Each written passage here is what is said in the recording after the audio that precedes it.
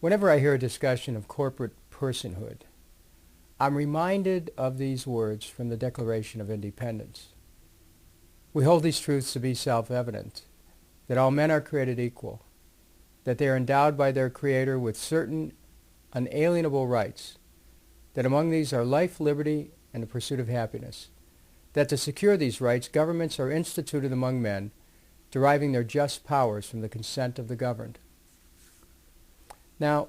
in reading from the Declaration,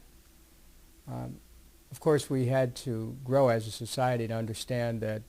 when we said men, we also mean women.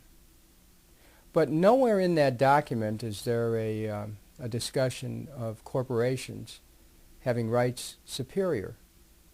to the men and women of this country. And so this is an important moment in American history.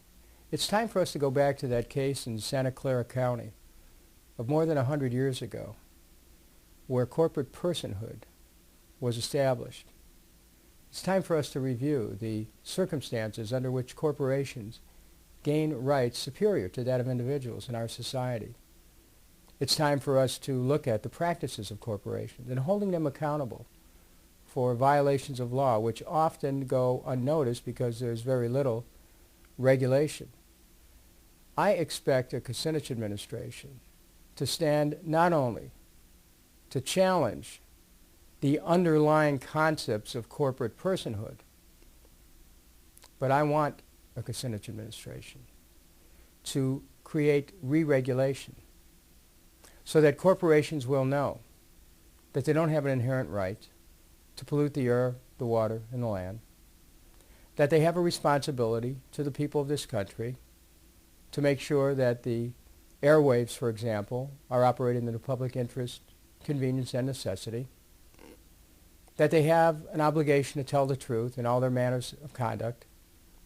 that if they're involved in the stock market, they must tell the truth to the stockholders, that they're involved in making products, they must tell the truth to their customers.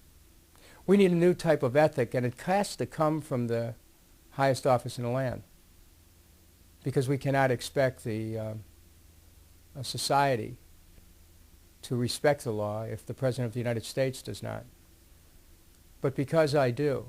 and because I understand the concerns that you've just expressed about corporations having so much power, I'm ready to return to the society that Lincoln envisioned, a government of the people, by the people,